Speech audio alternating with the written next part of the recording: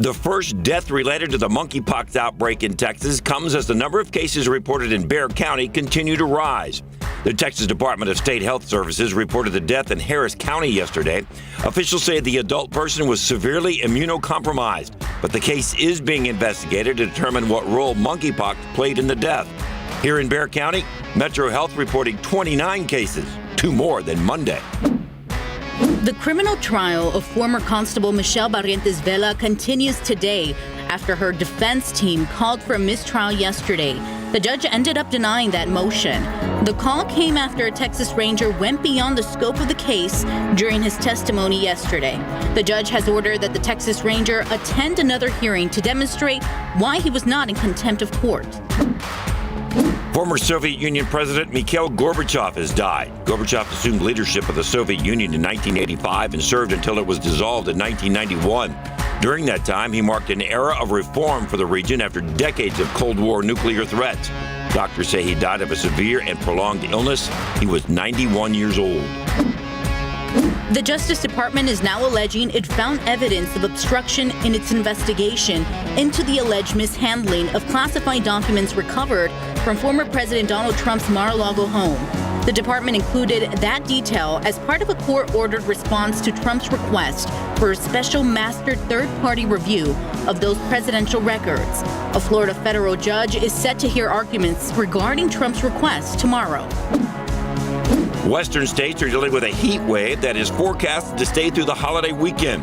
California's energy operator warns the heat will strain the power grid. The heat also a problem in parts of the east where some schools have had to close in Philadelphia and Baltimore because their buildings don't have air conditioning. More flight cancellations are impacting travelers across the U.S. Weather in the Northeast prompted delays and cancellations. It's reported that more than 800 flights were canceled, with more than 3,500 other flights delayed. Southwest Airlines accounted for a majority of the cancellations. New York's new concealed weapons law goes into effect tomorrow, and with it comes designated gun-free zones, which includes Times Square. Anyone who brings a weapon to Times Square can be charged with a Class E felony, punishable by up to 4 years in jail. Times Square, one of the city's most popular tourist sites with 50 million people visiting each year. The price of oil fell more than 5% in trading yesterday.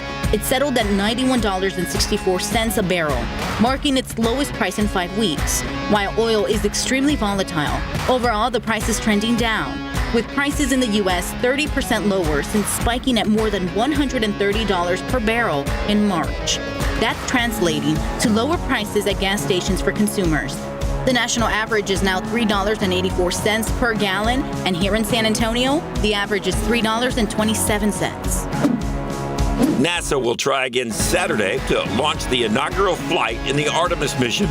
It was first planned for Monday morning, but had to be scrubbed when the team had trouble cooling one of the rocket's 4 engines. Engineers have now made some changes to the propellant loading procedure and are ready to try again. And that's today's 9 at 9.